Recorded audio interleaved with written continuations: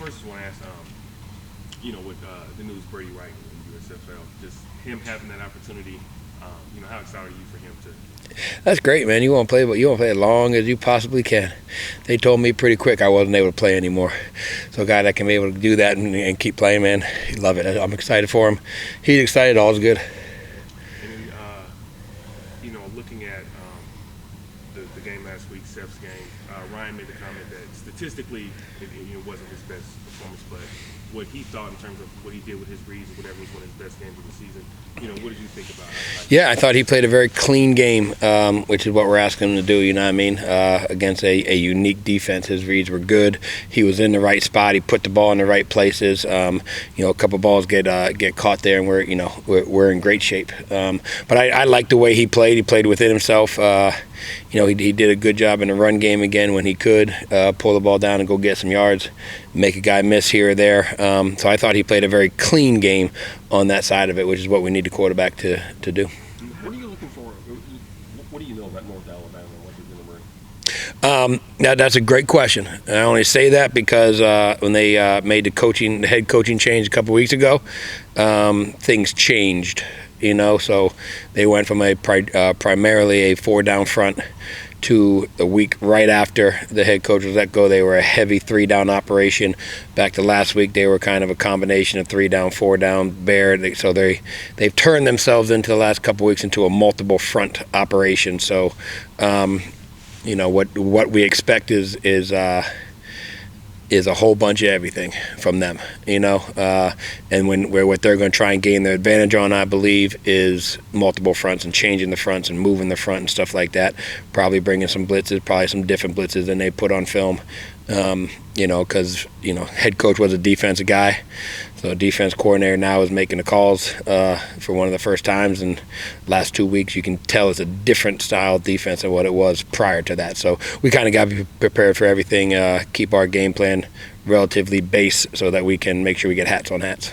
So are you able to trust the film as much as opposed to? Yeah, you do, because it's in their system. I mean, it's not like he can just wake up on Sunday morning and put in a brand new defense. You know what I mean? So what they're doing right now was in the system. It just wasn't being run as much as it is right now. So I mean, it's not like the head coach got let go and then all of a sudden the defense kind of wakes up Sunday morning and drops a whole new defense, expects them to run it 5 days later. You know what I mean? So it was in their system. Just seeing a little bit more of it right now. So specifically the first week, last week was very multiple for them, and I'm assuming this week coming up is going to be the same thing, kind of multiple, try some things and go from there. So basically you just expect to see some different ranges. Different fronts more than anything, where they're lining up technique-wise, how they're lining guys up, that type of stuff. And then you guys had a big game for Javon. How'd you like the way that he was able to kind of step up for you guys? I was excited about that for Javon. He's had a very solid year. And sometimes the ball finds you. There's times we wanted to get him isolated against a safety, and times we wanted to get him isolated specifically in the zone coverage. I think he does a great job of feeling the holes in zone coverage. And they went zone half the time, man half the time. He did a good job of that. So I'm excited for him. As a receiver, sometimes you run routes a lot and the ball just doesn't come your way.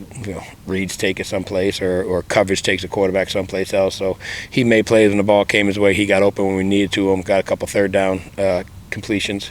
And then obviously the big one early in the game there was big for us. They brought the cat blitz off the corner and isolated safety one-on-one against Javon. And as we know as receivers, we can't allow safeties to cover us one-on-one, and that's kind of what happened there. And I know Ryan was saying that in terms of what Tulsa was doing defensively kind of dictated the run game productivity. Are you concerned about the rushing yards against Tulsa, or was that just the flow of the game and what they No, we got to do a better job in the run game in that sense. We got to do a better job. At times, it's every play is its own entity in the sense of we got to finish a block here or there. You know what I mean? There were times we had everybody blocked up. The running backs got to make that extra hitter in the box miss.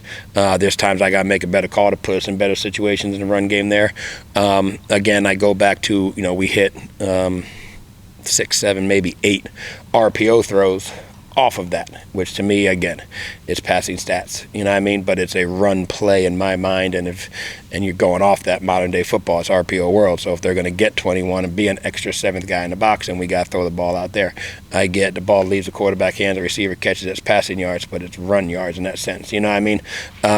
So we got to do a better job of that. I anticipate that to continue being the case where guys are going to try and fit extra guys in the box throughout the game on us. Now, when you're at a position where you got a maximum of 3 games left, does when you're looking at past games or so on, is it to a point where some mistakes are going to be made or whatever, but at the end of the day you just got to win the game any way you can type of deal? That is universal. That's what we get judged on. Win, lose, football. Offense coordinators, media people, fans, everyone can look at any stat in the world and make themselves look like they're doing a good job. And there's no stat that matters. When I say that, I preach the fact that the only stat that really matters how many points we score compared to how many points they score. That's the only stat. I truly believe in turnover margin because that affects wins and losses. I believe 100% in third down conversions, and I believe 100% in red zone touchdown rate. Okay, those are the only 4 stats in football that matter in a game, and the only one that matters more than the only reason I say those other 3 is because you can go back through NFL, through college, through history of football, and those 3 stats when at a high rate, that team wins. If you win the turnover battle, you're going to win a high percentage of the game. If you win the third down conversion battles, you're going to win a high percentage of your games. But when you break it down, the only stat that matters is how many points we score compared to how many points they score.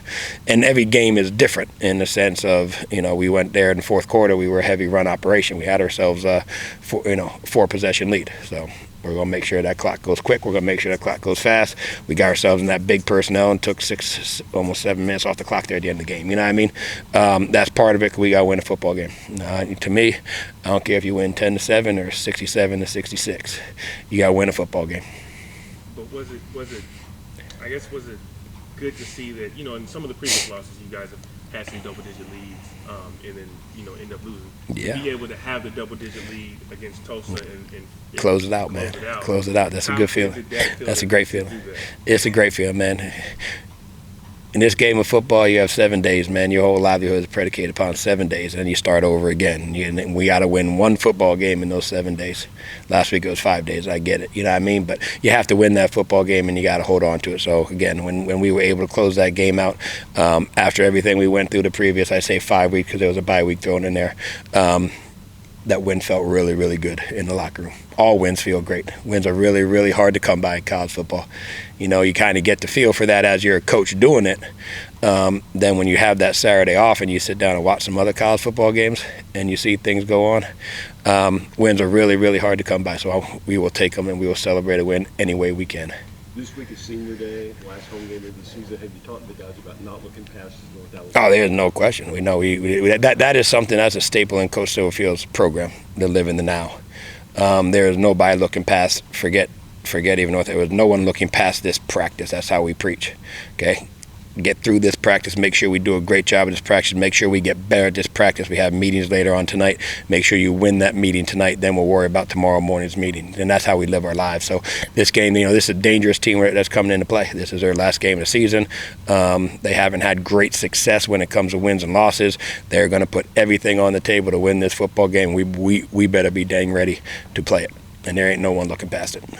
But with not only is it senior night, a win qualifies for a bowl game, and so I guess how rewarding would it be for those guys to not only win on senior night, but to get that 9th consecutive bowl? Yeah, we preach win the game.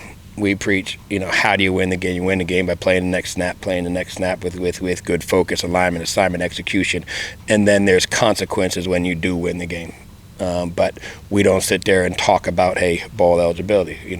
We don't sit there and early in the season, you don't sit there and you don't talk about winning championships. You talk about winning this game, winning this practice, winning this week. And if you win this week, you put yourself in a better position. And then at some point, if you keep winning, you're going to get those consequences at the end of a win as to ball eligibility, as to championships down the road, that type of stuff. And to me, that's how you got to live your life. If you live your life looking forward to that, then you're worried about other things that aren't right. How do we get to that spot? We get to that spot by winning play one on Saturday. How do we win play one on Saturday? We win this practice, we win this meeting, we move forward on that sense of it. Okay, but if you start looking past how and what, and looking at towards what is the consequence of winning this game, then you're going to lose focus on that. So maintain your focus, try to live life consistently. That's how you live life consistently, by staying on course with it. And then when good things happen because you stayed on course. So you worry about the consequences in the locker room. Consequences in the locker room, man, yeah. How do you get to that point in life? I mean, that's a life lesson. How do you get to that point to have your life be successful? It's not because you woke up one morning and everything's great. It's because of everything you did from 25 years ago to where you are right now. These kids, everything they did from the start of this year and off season to get to this point, that's how it works.